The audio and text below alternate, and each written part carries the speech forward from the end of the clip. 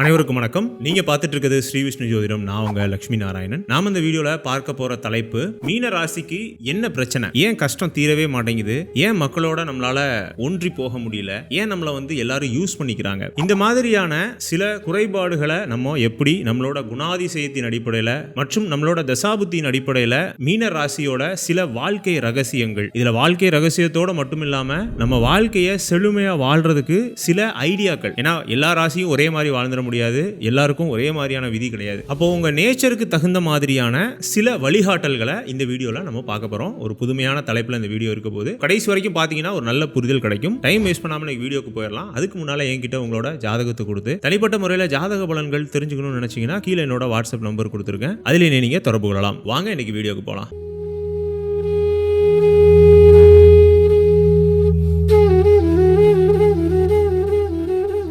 மீன ராசி காலபுருஷ தத்துவத்துக்கு 12வது ராசியா வரக்கூடியது. ஒரு நீர் ராசி, குருவோட 2வது ஆட்சி வீடு, ஒரு சிறந்த மோட்ச ராசி. ஏன்னா மோட்ச ராசிகள் 3: கடகம், விருச்சிகம், மீனம். அதுல கடைசியா ஒரு மூத்த ராசியா வரக்கூடியது மீன ராசி. ஒரு மனிதன் இந்த உலகத்துல பிறக்கிறான் அப்படின்னா அதுக்கான பர்பஸ் ஆஃப் லைஃப ஒரு ரகசியமா வச்சிருக்கக்கூடிய இடம் மீனம். இதெல்லாம் மீனத்தோட பொதுவான குணாதிசயங்கள். அப்போ இந்த ராசியில பிறந்தவங்க, அது எப்படி ராசியில பிறந்தவங்கன்னு சொல்றீங்க? அதாவது நீங்க பிறக்கும் போது மீன ராசியில சந்திரன் அமர்ந்திருப்பார். சந்திரன் தான் நம்ம ராசி அப்படின்னு சொல்றோம். சந்திரன் அமர்ந்த ராசி தான் உங்களோட ஜென்ம ராசி, புரியுதுங்களா? அப்போ நீங்க மீன ராசியில பிறந்திருக்கீங்க. மீனத்தோட குண இயல்புகள் நிறைய இருக்கும். அதன் அடிப்படையில் தான் இந்த வீடியோ இருக்க போது. இது ஒரு பொதுவான ராசி பலன் வீடியோவோ அல்லது குரு பயிற்சி, சனி பயிற்சி மாதிரியான வீடியோவோ கிடையாது. இது நமக்கு ஒரு புரிதலை ஏற்படுத்தணும். இந்த ராசியில பிறந்திருக்கோமே, இந்த ராசியில உள்ள குறைகள் என்ன, நம்மள எப்படி இந்த உலகத்துல ஒரு ஃபிட் பண்ணிக்கிறது, நம்மள எப்படி ஒருங்கமைச்சுக்கிறது அப்படிங்கிற மாதிரியான சில கேள்விகளுக்கான விடைகளை இந்த வீடியோல நம்ம பார்க்கிறோம். அதன் அடிப்படையில் சொன்னபடியே மோட்ச ராசியோட மூத்த ராசியா வரக்கூடிய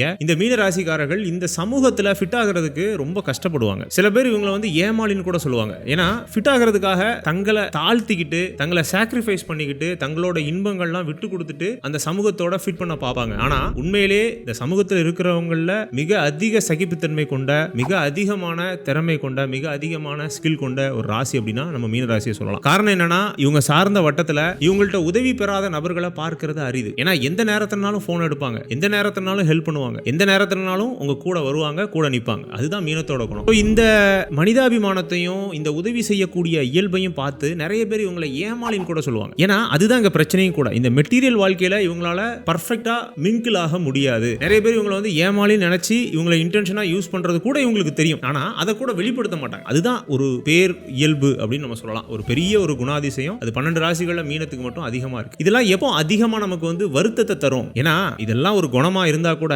இதனாலையும் வருத்தப்படக்கூடிய நிறைய மீனராசிக்காரர்கள் இருக்கீங்க இல்லையா? இதெல்லாம் நமக்கு எப்போ சஃபரிங்க தரும் அப்படின்னா, ஜென்ம சனி, அஷ்டமத்து சனி காலகட்டங்களில் இது அதிகமான சஃபரிங்க தரும். நமக்கு ஒரு பிரயோஜனமும் இல்லைனாலும் நம்மளோட பணம், நேரம், எனர்ஜி இதெல்லாம் விரயமாகிறத கண்டு நம்ம உண்மையிலே வருத்தப்படும். அதுக்கான தீர்வு தான் இந்த வீடியோவா நமக்கு இருக்க போகுது. அதன் அடிப்படையில் ஃபர்ஸ்ட் மீனத்தோட குணங்களை நம்ம பார்த்தோமா, இயல்பாவே தாயுள்ளம் அப்படிங்கிறதுலே கொஞ்சம் ஒரு குருவுக்கு நிகரான தாயுள்ளம். இப்போ கடகம் தாயுள்ளம்னா நியூரிஷ்மெண்ட்டை மட்டும்தான் குறிக்கும். நீங்க அவர் வீட்டுக்கு போனீங்கன்னா நல்லா பார்த்துப்பாரு, உங்களை நல்ல எல்லா வகையிலுமே நீங்க சந்தோஷமா இருக்கிறதுக்கான ஏற்பாடுகளை கடகராசிக்காரர் பண்ணிடுவார். ஆனா மீனம் உங்களோட காம்ப்ளிகேட்டடான விஷயங்கள், காம்ப்ளிகேட்டடான சில பிரச்சனைகளுக்கான தீர்வுகளை வழிகாட்டுறது, ஒரு சரியான நேரத்தில் சரியான ஐடியாவை உங்களுக்கு எடுத்து கொடுக்கிறது, கடைசி வரைக்கும் உங்க கூட நிற்கிறது, இந்த மாதிரியான ஒரு மிகச்சிறந்த தன்மைகளை இந்த மீனராசி வெளிப்படுத்தும். அப்போ நீங்க என்ன பண்ணலாம் அப்படின்னா, அது சார்ந்த தொழில்கள் நம்ம எப்போதுமே பண்றது நல்லது. குறிப்பா அரசியல்ல உங்களுக்கு நிறைய ஆர்வம் இருக்கும் மீனராசிக்கு. அதுக்காக நான் எல்லாரையும் அரசியல்ல சேர சொல்லல. அரசியல் சார்ந்த அந்த அறிவும் அந்த சமூகம் சார்ந்த சிந்தனையும் உங்களை எப்போதுமே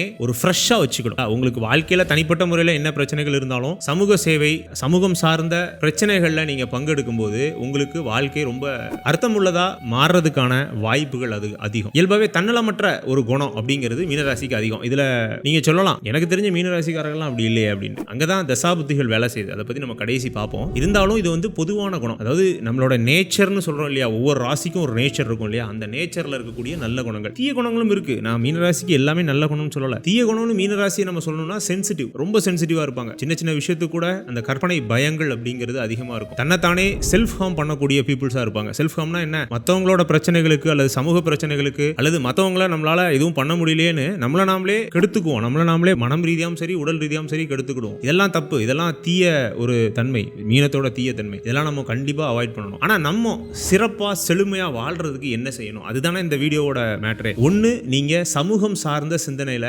அடிக்கடி உங்களை நேரம் செலவழிக்கணும். தனியா இருக்காதீங்க. தனியா இருக்கிறது மீனத்துக்கு கண்டிப்பா நல்லது கிடையாது. உங்களை பொறுத்த வரைக்கும் உங்களுக்கு ஒரு grip தேவை. ஜென்ம சனி, 7.5 சனி, அஷ்டமத்து சனி இந்த காலகட்டங்கள்லாம் நம்ம சஃபர் ஆனா கூட சமூகம் சார்ந்த பணிகளை அதுவும் கூட்டத்தோட நம்ம கலந்து இருக்கும்போது நம்மளோட கிரியேட்டிவ்னஸ் ஆகட்டும் அல்லது ஒரு அர்த்தம் உண்ட வாழ்க்கைக்கான தேடல் ஆகட்டும் இதெல்லாம் நமக்கு நிறைவேறதுக்கான வாய்ப்புகள் மிக அதிகமா இருக்கும். ரெண்டாவது என்னன்னா, உங்களுக்கு அடுத்த ஒரு சேலஞ்ச் என்ன அப்படின்னா, குடும்பத்திலையும் இந்த கணவன் அல்லது மனைவி வழி அந்த ஆட்களால நமக்கு சில பிரச்சனைகள் வரும். அவஸ்தை, அதாவது என்னன்னா நம்மளோட அந்த தயால குணம், அதீதமான மனிதாபிமானம், இதனால நம்மளை யூஸ் பண்ணிக்கிறது நிறைய இருக்கும். நான் முதல்ல அந்த வீடியோ ஸ்டார்ட் பண்ணும்போதே நான் ஒரு வார்த்தை சொன்னேன், ஏன் நம்மளை எல்லாரும் யூஸ் பண்ணிக்கிறாங்க அப்படின்ட்டு. இதுக்கான காரணம் என்ன அப்படின்னு பார்த்தீங்கன்னா, அவங்களோட கடினமான நேரத்தில் நம்ம கடைசி வரைக்கும் நிற்போம், நம்மளோட கடினமான நேரத்தில் அவங்க நிற்க மாட்டாங்க. ஸோ இதுதான் விஷயம். இதை நம்ம நல்லா புரிஞ்சுக்கணும். அப்போ ஆற்றில் போட்டாலும் அளந்து போடு அப்படிங்கிற ஒரு கான்செப்டுக்குள்ள வரணும். நன்மை செஞ்சா கூட அதை ஒரு முகம் தெரியாத நபர்களுக்கோ அல்லது எந்த விதமான எதிர்பார்ப்புகளும் இல்லாத ஒரு நன்மைகளாகவோ அதை செஞ்சுட்டு அந்த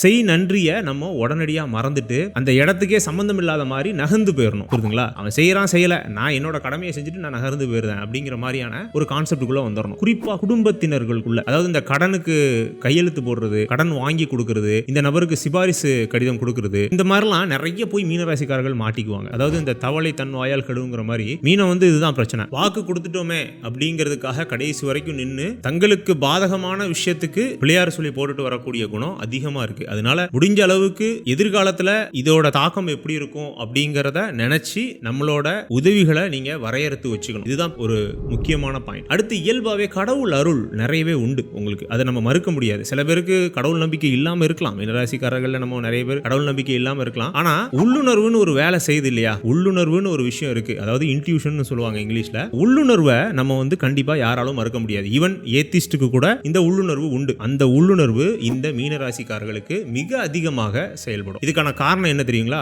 உங்களோட ராசியாதிபதினு சொல்லக்கூடிய குரு பகவான் உங்களோட ராசிக்கு 5ஆம் இடத்துல உச்சமாவார். குரு 5ஆம் இடத்துல போய் உச்சமாவார். இது எந்த ராசிக்கும் நடக்காது. குறிப்பா இந்த தனு ராசிக்கு பாருங்க, 8ல போய் உச்சமாவார். பிரயோஜனம் இல்ல. குரு உச்சமாகிறதே ஒரு சிறப்பு. அதுலயும் 5ஆம் இடத்துல உச்சமாகிறது ஒரே ஒரு ராசி, மீன ராசிக்கு மட்டும் தான். அப்ப பாருங்க, அந்த உள்ளுணர்வுங்கிறது ரொம்ப ரொம்ப அதிகமா உங்களுக்கு செயல்படும். இதனால நன்மைகளும் இருக்கு, தீமைகளும் இருக்கு. நீங்க ஏன் மனம் சார்ந்த நிறைய பிரச்சனைகள்ல பாதிக்கப்படுறீங்க, ஏன் நமக்கு அடிக்கடி டாக்ஸிக்கான எண்ணங்கள் வருது, ஏன் நமக்கு கற்பனை பயங்கள் வருதுன்னா இதுதான் காரணம். நீங்க அப்படியே ஆப்போசிட்ல இருக்கிறீங்க, நெகட்டிவ்ல இருக்கிறீங்க. புரியுதுங்களா? அந்த உள்ளுணர்வோட நெகட்டிவ் சைடு தான் அந்த டாக்ஸிக்கான எண்ணங்கள், கற்பனை பயம். ரியாலிட்டியில எந்த பிரச்சனையும் இல்லைனா கூட நம்மள நாமளே செல்ஃப் ஹார்ம் பண்ணக்கூடிய ஒரு தன்மையை இந்த நெகட்டிவ் இன்ட்யூஷன் கொடுக்குது. சரிங்களா? இதை பாசிட்டிவ் கொண்டு வரதுக்கு என்ன செய்யணும் அப்படின்னா, மெடிடேஷன் பண்ணணும். இது கொஞ்சம் ஆச்சரியமா இருக்கலாம், இதுதான் உண்மை. நீண்ட நாள் நீங்க பழகும் போது, ஒரு டெய்லி ஒரு 10 நிமிஷம் 20 நிமிஷம் மெடிடேஷன்ல நீங்க கவனம் செலுத்தும் போது உங்களுக்கு இயல்பாவே தியானம் கைகூடும். மற்ற ராசிக்காரர்கள்லாம் ஒரு 20 நிமிஷம் 30 நிமிஷம் உட்கார்ந்தாதான் தியானம் கைகூடும். உங்களுக்கு 5 நிமிஷத்துலேயே தியானம் கைகூடும். முயற்சி பண்ணி பாருங்க. ஏன்னா 5ஆம் இடம் உங்களுக்கு நல்ல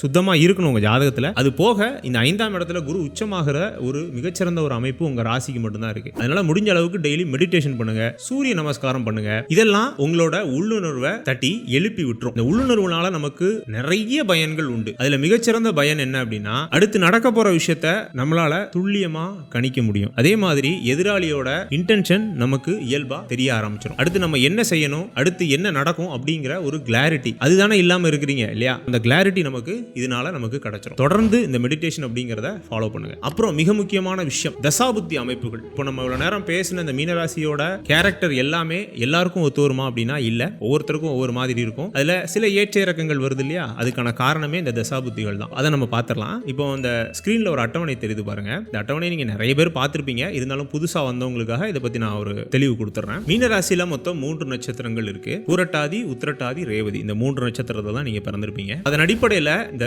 புரட்டாதி நட்சத்திரத்தில் பிறந்தவங்கல இருந்து நம்ம ஆரம்பிப்போமே. குரு தசை நடக்கிறவங்களுக்கு குரு உங்க லக்னத்துல இருந்து எண்ணி வரக்கூடிய 1, 5, 7, 9, 11 இந்த இடங்கள்ல இருந்தார்னா நன்மைகளை செய்வார். ஆனா குரு தசையில நிறைய பேர் இருக்க மாட்டீங்க. புரட்டாதி 4வது பாதத்துல பிறந்த ரொம்ப சின்ன குழந்தைகள், அதுவுமே 5 வருஷம் தான் அதிகபட்ச தசையே இருக்கும். அதனால குரு தசை பெருசா வராது. அடுத்தது மிக முக்கியமான தசை சனி தசை. எல்லாருமே பார்த்துருவீங்க. சனி தசை கொஞ்சம் சேலஞ்சான தசை தான். ஏன்னா மீனத்துக்கு பெரிய அளவுக்கு தான பலம் இல்லாத ஒரு கிரகம். அதனால சனி தசையில சில பிரச்சனைகள். ஏன்னா இந்த மீனம் ஏன் இந்த குணங்கள்லாம் வந்துச்சு, இந்த தயால குணம், மனிதாபிமானம், நிறைய பேருக்கு விட்டு கொடுக்கறது, குறிப்பா அந்த ஏழைகள் வயசானவங்க எல்லாம் பார்க்கும்போது இயல்பாவே ஒரு கருணை ஏன் பிறக்குது அப்படின்னா, அவங்க ஆரம்பத்திலேயே இந்த சனிங்கிற பெரிய தடையை தாண்டி தான் வராங்க. சனி தசைங்கிற ஒரு பெரிய தடையை தாண்டி வராங்க. ஈவன் சனி நல்ல குருவோட பார்வை, சுக்கரனோட வீடு, இந்த மாதிரி நிறைய நல்ல விஷயங்கள் சனிக்கு இருந்தா கூட, சனிங்கிறது சனி தானே, ஒரு பாபகிரகம், பாபகிரகத்தோட தன்மையை தானே கொடுக்கும். வாழ்க்கையில இளமையிலேயே கஷ்டப்பட்டு வரக்கூடிய ஒரு ராசி தான் மீன ராசி. இதை நம்ம புரிஞ்சுக்கணும். இது ஒரு சூட்சமமான ஒரு விஷயம். அடுத்தது புதன். புதன் வந்து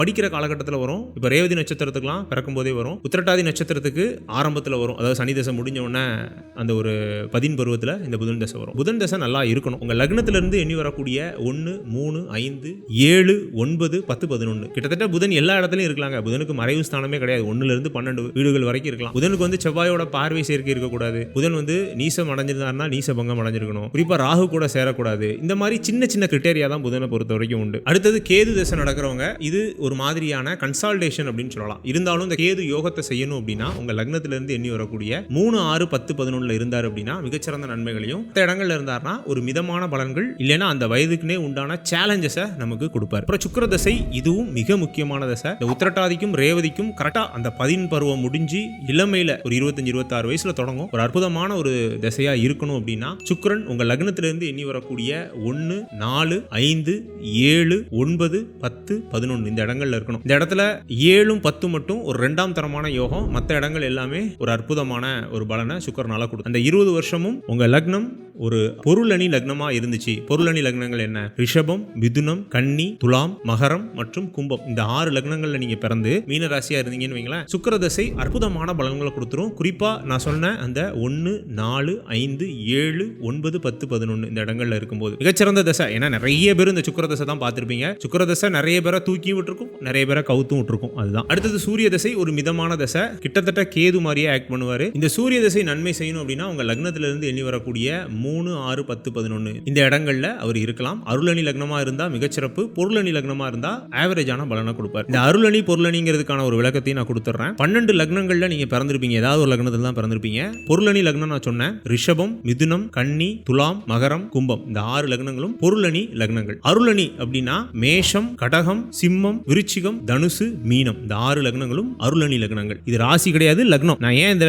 லக்னத்துல சொல்றேன்னா ராசிப்படி திசைகள் அமைஞ்சா கூட லக்னப்படி தான் அந்த திசைகள் பலனை கொடுக்கும். இது கொஞ்சம் குழப்ப தான் செய்யும். திரும்ப இந்த வார்த்தையை கேட்டு பாருங்க. ராசிப்படி திசைகள் வந்தா கூட, கணக்கிடப்பட்டா கூட லக்னப்படி தான் பலன்கள் நடக்கும். இதை நம்ம புரிஞ்சுக்கணும். அதனால தான் ஒவ்வொரு ஜாதகத்துக்கும் யூனிக்கான ஒரு திசை பேட்டர்ன் அப்படிங்கிறது உருவாகுது. அந்த பேட்டர்னை தான் நம்ம ஜாதகம்ங்கிறோம். அதனால தான் எல்லாருக்குமே யூனிக்கான வாழ்க்கை அப்படிங்கிறது அமையுது. அடுத்தது சந்திர தசை. சந்திரன் கண்டிப்பா நல்லா இருக்கணும். கண்டிப்பா வளர்பிறை அல்லது பௌர்ணமி யோகத்தில் இருக்கணும். இல்லைன்னா ஸ்தான பலம் பெறணும் அப்படின்னா 1, 4, 5, 7, 9, 10, 11 சந்திரனுக்கும் பெரிய மறைவிடங்கள்லாம் கிடையாது. கிட்டத்தட்ட புதன் மாதிரி தான். ஏன் இந்த புதனுக்கும் சந்திரனுக்கும் மட்டும் மறைவிடம் கிடையாது அப்படின்னு யாருக்காவது ஜோதிடம் தெரிஞ்ச அல்லது ஜோதிட ஆர்வம் இருக்கக்கூடிய யாராவது நம்ம வீடியோ பார்த்துட்டு இருந்தீங்கன்னா சொல்லுங்க. ஏன்னா புதனுக்கும் சந்திரனுக்கும் ஏன் மறைவிடம் இல்ல, அதுக்கான காரணம் என்ன, ஏன் இந்த உலக வாழ்க்கையில மனிதர்களுக்கு இந்த புதனும் சந்திரனும் முக்கியம் அப்படிங்கிறதுக்கான ஏதாவது ஒரு ஐடியா இருந்துச்சுன்னா நீங்க கண்டிப்பா கமெண்ட் செக்ஷன்ல கமெண்ட் பண்ணுங்க. உங்க கமெண்ட்டை பத்தி நம்ம அடுத்த வீடியோல டிஸ்கஸ் பண்ணலாம். அடுத்தது செவ்வாய் தசை. செவ்வாய் கிட்டத்தட்ட கொஞ்சம் வயதான காலகட்டத்தில் வரும். இருந்தாலும் செவ்வாய் தசையும் நல்லா இருக்கணும். 3, 6, 10, 11 உங்க லக்னத்துக்கு இருந்தார் அப்படின்னா மிகச்சிறந்த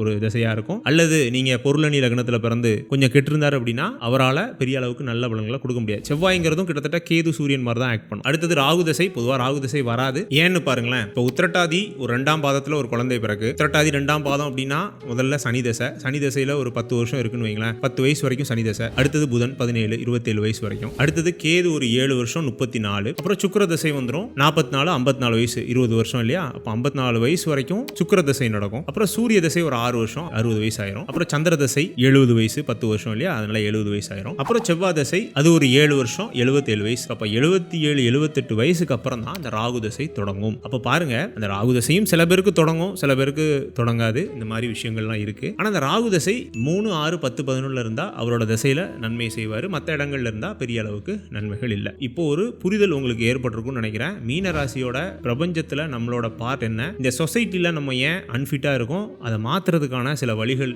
என்ன அப்படிங்கிறத பார்த்தோம். அப்புறம் கடைசியா தசாபுத்திகளின் அடிப்படையில் ஒவ்வொரு கிரகத்துக்குமான தசைகளை நம்ம கொஞ்சம் டீட்டெயிலாக பார்த்தோம். இந்த வீடியோ பிடிச்சிருக்கு புரிஞ்சிருக்கு அப்படின்னா கண்டிப்பா லைக் பண்ணுங்க. இந்த வீடியோ பிடிக்கலனா டிஸ்லைக் பண்ணுங்க. இந்த வீடியோ தொடர்பான ஏதாவது சந்தேகங்கள் உங்களுக்கு இருந்துச்சுன்னா கீழே கமெண்ட் செக்ஷன்ல கமெண்ட் பண்ணுங்க. என்கிட்ட உங்களோட ஜாதகத்தை கொடுத்து தனிப்பட்ட முறையில் ஜாதக பலன்கள் தெரிஞ்சுக்கணும்னு நினைச்சீங்கன்னா கீழே என்னோட வாட்ஸ்அப் நம்பர் கொடுத்துருக்கேன். அதில் என்ன நீங்க தொடர்பு கொள்ளலாம். மீண்டும் இதே போன்றதொரு நல்ல வீடியோவில் நான் உங்களை சந்திக்கிறேன். அதுவரை உங்களிடமிருந்து விடைபெறுவது உங்கள் லட்சுமி நாராயணன். நன்றி, வணக்கம்.